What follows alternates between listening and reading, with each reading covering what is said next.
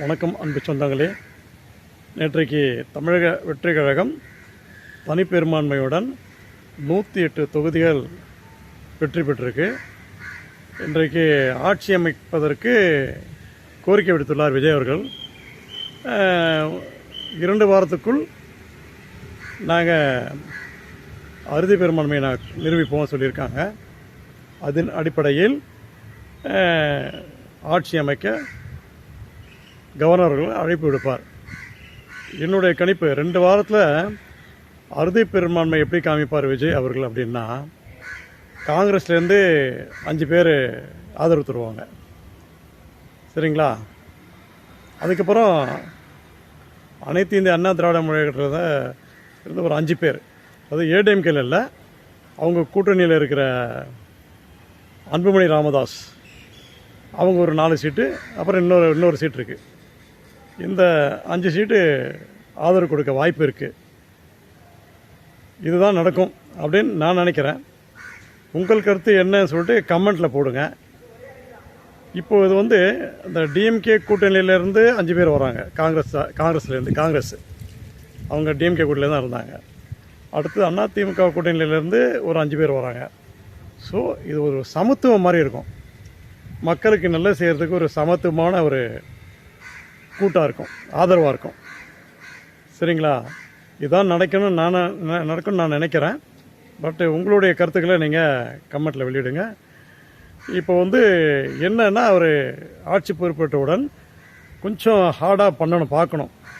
என்னென்னா, இந்த பெண்கள் பாதுகாப்புன்றது முக்கியம். அது சீரமைக்கப்பட வேண்டும். அதுக்கு என்னோட சின்ன கருத்து என்னென்னா, இந்த ரிட்டையர்டு அதிகாரிகளாக இருக்காங்க.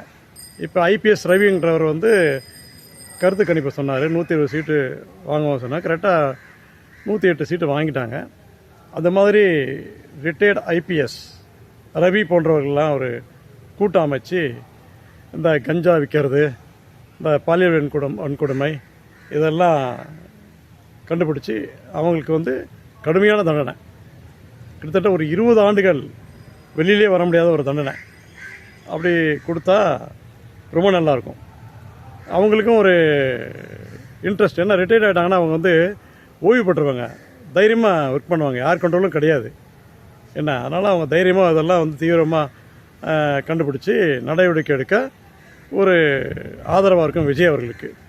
இது மாதிரி ஒரு குழு அமைச்சு ரிட்டையர்ட் பர்சன் பாருங்கள், யாரும் நல்லவங்க பாருங்கள், அவங்களெலாம் சேர்த்து ஒரு குழு அமைச்சு அவங்க மூலயமா நீங்கள் இந்த குற்றங்கள்லாம் கண்டுபிடிச்சி நடவடிக்கை எடுக்கலாம்.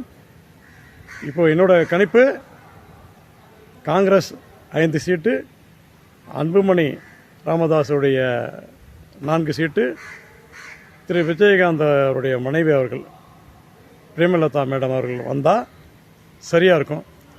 அது தவிர்க்கும் பட்சத்தில் திமுக கூட்டணியிலிருந்து ஒருத்தர் விலகி கூட்டணி கொடுப்பார்னு நினைக்கிறேன். நல்லதே நடக்கும். மக்களே, இனி விஜய்க்கு அதிகபட்சமான ஒர்க் இருக்குது. என்ன ஏது வருவாய் பார்க்கணும், எங்கெங்கே ஊழல் பார்க்கணும். இன்றைக்கும் அந்த பத்திரப்பதிவு அலுவலர்களெல்லாம் ஊழல் அதிகமாக இருக்குது. இப்போ மந்திரிக்கு கட்டிங் போகாது, அந்த அதிகாரிகளே எடுத்துப்பாங்க. அதுக்கு அதிரடி ஆய்வு தேவை. உடனே அந்த ஆய்வை ஏற்படுத்துங்க. அதன் மூலயமா மக்கள் கொஞ்சம் பாதிப்பு குறைவாங்க. நன்றி. சமூக ஆர்வலர் என்ற அடிப்படையில் என்னுடைய கருத்து. வாழ்க வளமுடன். விஜய் அவர்களுக்கு என்னுடைய வாழ்த்துக்கள்.